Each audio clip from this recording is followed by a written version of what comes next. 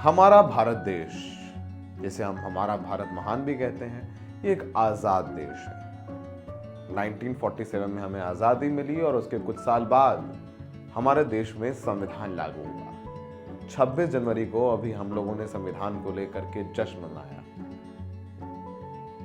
गणतंत्र दिवस के रूप में उसे मनाया कि संविधान इस देश की आत्मा है। हमारा देश आज़ाद देश है। यहाँ रहने, खाने, अपने हिसाब से अपने धर्म को चुनने, पूजने, मोहब्बत करने और अपनी पसंद से रजामंदी के साथ शादी करने का अधिकार है। ये बात आप मानते हैं कि नहीं? मानते ही होंगे। सोचिए कि अगर आप अपनी प्रेमिका या प्रेमी से शादी करना चाहें और देश का कानून ही उसे रोके या रुकवा दे, तो आपको कैसा लगेगा? क्या वाकई आजाद भारत देश में आजाद महसूस करेंगे? ये सवाल अपने आप से पूछिए। आदाब, नमस्कार, मैं हूं सौरभ शुक्ला। आप देख रहे हैं द रेड माइक। उत्तराखंड में अभी हाल ही में यूसीसी समान नागरिक संहिता लागू हो गया है। यानी इस राज्य में आदिवासी समुदाय को छोड़कर बाकी सभी व्यक्तियों के लिए नागरिक कानून एक समान हो गए हैं। ऐसे में 7 जनवरी को उधम सिंह नगर में 22 वर्षीय मोहम्मद शानू और 23 वर्षीय आकांक्षा कंडारी उप जिला मजिस्ट्रेट के ऑफिस पहुंचते हैं। उप जिला मजिस्ट्रेट मतलब एसडीएम ऑफिस। और ये शानू और आकांक्षा दोनों एक दूसरे से बेहद मोहब्बत करते हैं। शानू मुसलमान है और आकांक्षा हिंदू। ये दोनों आपस में शादी करने की मंशा जताते हुए एसडीएम ऑफिस गए और वहां पर एक नोटिस उन्होंने जमा कर दिया। दोनों को लगा कि वो एक प्रक्रिया का पालन कर रहे हैं। हालांकि उन्हें इस बात का जरा सा भी इल्म नहीं था कि उनका वो नोटिस थोड़ी देर बाद सोशल मीडिया पर वायरल हो जाएगा। यानी जो नोटिस उन्होंने कानूनी प्रक्रिया के तहत एसडीएम ऑफिस में दिया, वो सोशल मीडिया पर वायरल हो गया। किसने वायरल किया? किसने लीक किया सोशल मीडिया पर? शानू ने नहीं किया, आकांक्षा ने नहीं किया। उन्होंने तो एसडीएम ऑफिस गए थे। एसडीएम ऑफिस से वो नोटिस वायरल कर दिया गया। बता दें कि इस नोटिस में दोनों की पर्सनल जानकारियां भी लिखी हुई थी। यानी घर का पता, आधार कार्ड भी लगा था, घर का पता, मां का नाम, बाप का नाम, सारा नाम था। सोशल मीडिया पर धमकी मिलने लग गई। लड़का मुसलमान, लड़की हिंदू, लव जिहाद का मामला।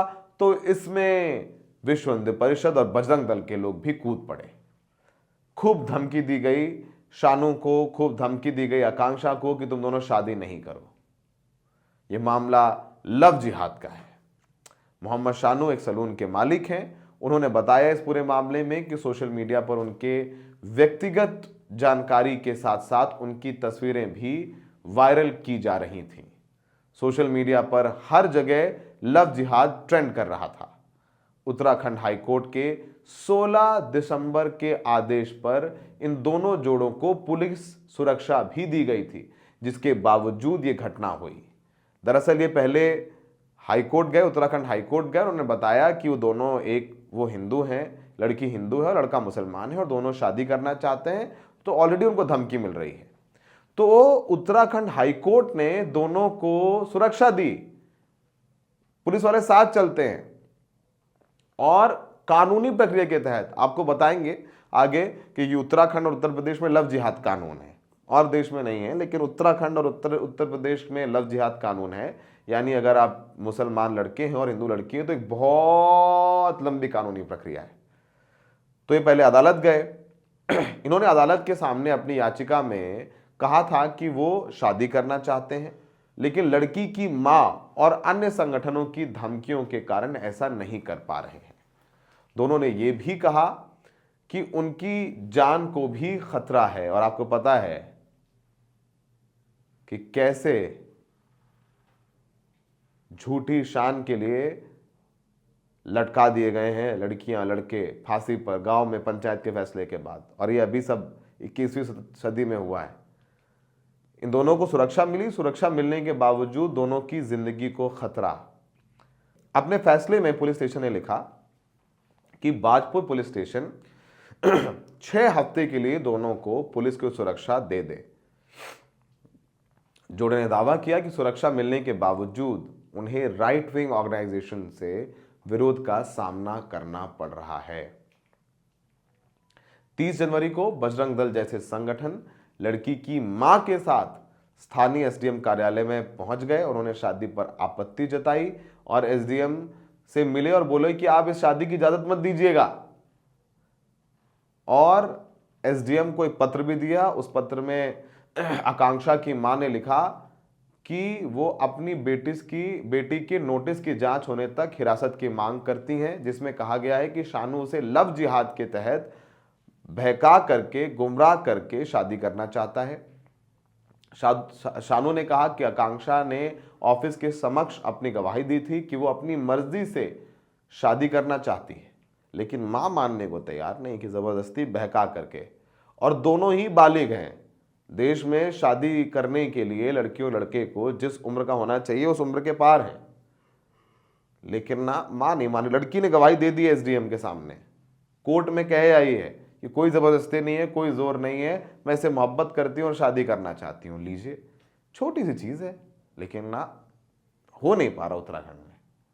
दरअसल दोनों 2018 में फेसबुक पर मिले और 2022 में पहली बार मुलाकात हुई इनकी। फेसबुक पर मिलना और असल में मिलना तो अंतर होता है ना। तो 2-4 साल बाद मिले दोनों। और बता दें कि शानू और आकांक्षा 2018 में फेसबुक के जरिए और फिर 2022 में पहली बार मिले और फिर मुलाकात हुई। पहली मुलाकात, फिर दूसरी, फिर तीसरी, फिर मुलाकातों का दौर जारी रहा।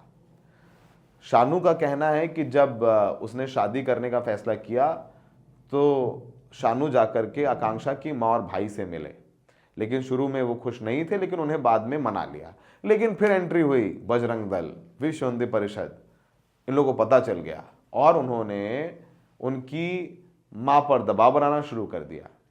इन सभी के बावजूद दोनों को 7 फरवरी को शादी का प्रमाण पत्र मिलने की उम्मीद बताई जा रही है। यानी आज उत्तराखंड में लव जिहाद के खिलाफ कानून है। शानू के वकील राहुल अधिकारी ने दावा किया है कि पिछले कुछ सालों में कई अंतर जातीय और अंतर धार्मिक जोड़ों ने सुरक्षा के लिए हाईकोर्ट का दरवाजा खटखटाया है। 30 जनवरी को फेसबुक पर एक वीडियो में उधम सिंह नगर के बजरंग दल के प्रमुख यशपाल राजहंस ने कहा कि उनके कार्यकर्ताओं ने कंडारी को समझाने की कोशिश की, लेकिन वो फिर भी शादी करना चाहती है शानू से, जो मुसलमान है। उन्होंने वीडियो में कहा कि उत्तराखंड में लव जिहाद कानून है, ये शादी उसके खिलाफ है। वो सुरक्षा के लिए हाईकोर्ट गए और एसडीएम कार्यालय में शादी करने के लिए आवेदन भी कराए हैं दोनों, शानू और आकांक्षा। बजरंग दल और विश्व हिंदू परिषद हर हाल में इसको रोकना चाहती हैं। तो सोचिए कि ये पूरा सब कुछ चल रहा है। इस पूरे मामले में उत्तराखंड से हमारे सहयोगी रॉबिन शर्मा ने समझाया है, बताया है कि पूरा मामला क्या है और कैसे जमीन पर वहां समस्या हो रही है। रॉबिन शर्मा को सुनिए। उत्तराखंड पहला ऐसा राज्य बन गया है जहां यूसीसी यानी कि यूनिफॉर्म सिविल कोड को लागू कर दिया गया है। 27 जनवरी को मुख्यमंत्री पुष्कर सिंह धामी ने यूसीसी लागू किया। लागू होने के बाद इसे सरकार और सत्तारूढ़ भाजपा ऐतिहासिक कदम बता रही है, लेकिन इसको लेकर कई सवाल भी पूछे जा रहे हैं। एक तरफ जो स्थानीय दल है उत्तराखंड का यूकेडी यानी कि उत्तराखंड क्रांति दल, वो लिव इन रिलेशनशिप को एक कुप्रथा मान रहा है और उसको ये आरोप लगा रहा है भाजपा सरकार पर कि उन्होंने इसे पूरी तरीके से प्रदेश में लीगलाइज कर दिया है या सरकारी मोहर उस पर लगा दी है। दूसरा तबका इसे लोकतंत्र पर कुठाराघात भी बता रहा है, लोकतंत्र की हत्या करने वाला एक कानून बता रहा है, जहां किसी व्यक्ति को अपनी मर्जी से किसी दूसरे अपने पार्टनर के साथ रहने के लिए सरकार से इजाज़त लेनी होगी, उसका रजिस्ट्रेशन कराना होगा और निजता का हनन एक तरीके से इसे कहा जा रहा है कि किसी व्यक्ति की संविधान में निजता की जो बात कही गई है, जो बेसिक प्रिंसिपल्स में है, वो सीधे सीधे इसका उल्लंघन जो है वो यूसीसी कर रहा है, जहां ये कहा जा रहा है कि जो भी जो भी लोग, जो भी कपल लिव इन रिलेशनशिप में रहना चाहते हैं, उन्हें पहले सरकार को बताना होगा, सरकार में रजिस्ट्रेशन कराना होगा और सरकार उनके माँ बाप से इस बारे में जानकारी लेगी, उनसे पूछताछ करेगी, चाहे वो 18 साल से ज़्यादा के ही व्यक्ति क्यों ना हो।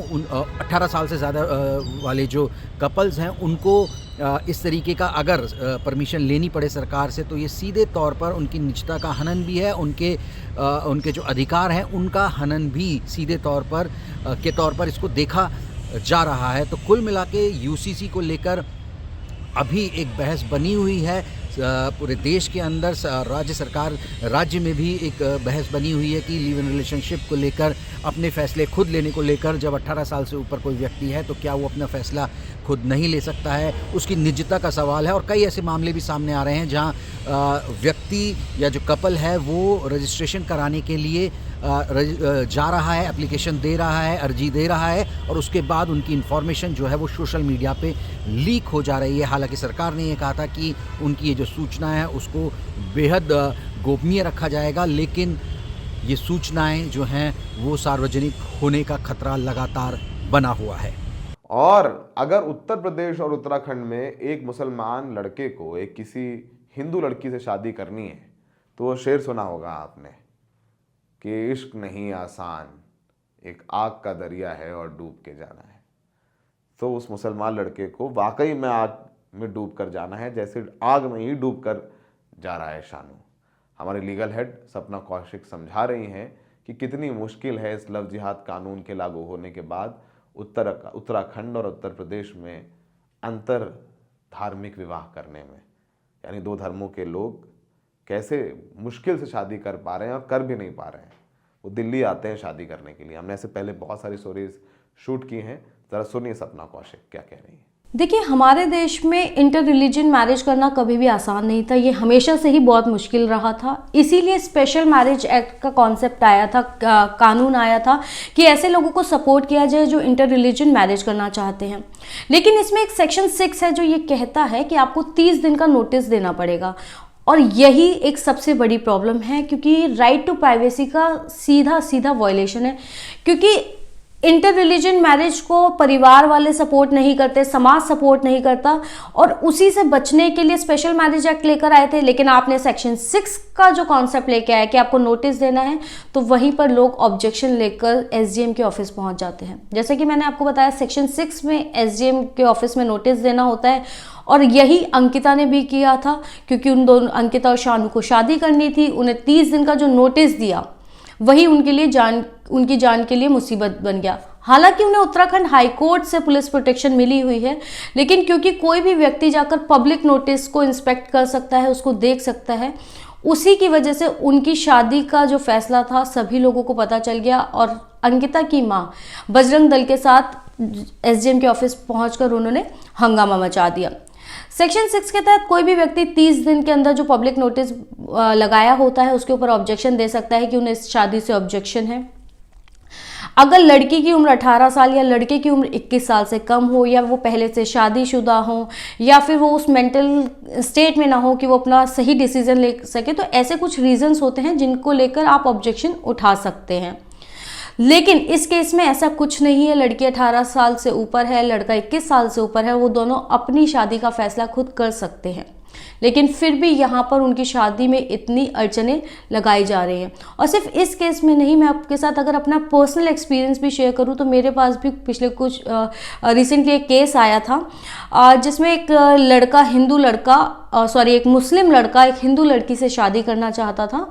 और क्योंकि जब मैंने अपने किसी एसोसिएट को कहा कि आप उनकी शादी करवा दीजिए, तो मेरे उस एसोसिएट ने भी ये कह दिया कि मैम अब शादी होना बहुत मुश्किल है, ऐसी इंटर रिलीजन मैरिज अगर आप करवाने के लिए कोशिश करते हैं तो बजरंग दल और बाकी दूसरे जो दल हैं वो शादी नहीं होने देते, बहुत हंगामा काटते हैं, लड़का लड़की की जान पर भी बन सकती है। तो उनके लिए पहले हाई कोर्ट से प्रोटेक्शन ले लेना बहुत सही रहेगा।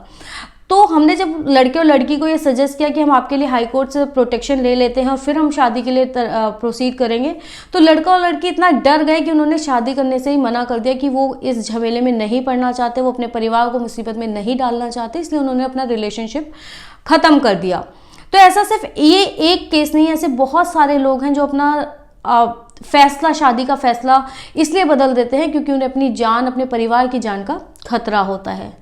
हालांकि ऐसी सेक्शन 6 की वैलिडिटी को लेकर और सेक्शन 5 स्पेशल मैरिज एक्ट की वैलिडिटी को लेकर सुप्रीम कोर्ट में कई रिट्स पहले भी डाली गई हैं, लेकिन उनको डिसमिस कर दिया गया। 2020 में एक PIL फाइल हुई थी सुप्रीम कोर्ट के अंदर, जिसमें सेक्शन 6 की वैलिडिटी को चैलेंज किया गया था कि ये राइट टू प्राइवेसी का वायलेशन है। उसमें नोटिस इशू हो गया था और यूनियन गवर्नमेंट से उसका रिस्पांस मांगा गया था, जो अभी तक नहीं दिया गया, और पिछले 5 साल से ये केस सुप्रीम कोर्ट में लिस्ट नहीं हो पाया और अभी भी पेंडिंग है। इसके अलावा हम बात करेंगे कि क्या लव जिहाद का कानून जो है, जिसे आप लोग जानते हैं लव जिहाद की, मुस्लिम लड़के हिंदू लड़कियों को फंसा रहे हैं या हिंदू लड़के मुस्लिम लड़कियों से शादी कर रहे हैं, या इस तरीके के जो केसेस हैं, इनको रोकने के लिए यूपी में और उत्तराखंड में और बाकी दूसरे स्टेट्स में भी एंटी कन्वर्जन लॉ लेकर आया गया, या रिलीजन कन्वर्ट करने से रोकने के लिए लॉ लेकर आया गया। इन्हीं सबको सुप्रीम कोर्ट में मुंबई बेस्ड एक NGO है citizen for justice and peace, जिसने 2020 में एक PIL फाइल की थी, वो 2023 में लास्ट बार लिस्ट हुई थी और उसके बाद से अभी तक लिस्ट नहीं है। उसने इन सब की वैलिडिटी को, कॉन्स्टिट्यूशनल वैलिडिटी को चैलेंज किया कि क्या ये कॉन्स्टिट्यूशनली वैलिड है कि आप किसी की धर्म परिवर्तन करने की जो फंडामेंटल राइट है कि ये मेरी चॉइस है कि मैं कौन से रिलीजन को फॉलो करना चाहती हूँ, क्या आप इसको रोक सकते हैं? तो इसको लेकर सुप्रीम कोर्ट में एक PIL फाइल की गई थी कि ये आर्टिकल 21 और आर्टिकल 25 ऑफ कॉन्स्टिट्यूशन, जो हमें फंडामेंटल राइट्स देते हैं कि हम अपनी ज़िंदगी को अपनी शर्तों पर जी सकते हैं और हम जो चाहे उस रिलीजन को प्रैक्टिस कर सकते हैं, हम चाहें तो रिलीजन कन्वर्ट कर सकते हैं, ये उन सब का वायलेशन है और ये जो लॉज हैं ये कॉन्स्टिट्यूशनली वैलिड नहीं है। तो ये अभी कोर्ट में दोनों PIL पेंडिंग है और इन पर सुप्रीम कोर्ट पर क्या फैसला आता है ये देखने वाली बात होगी।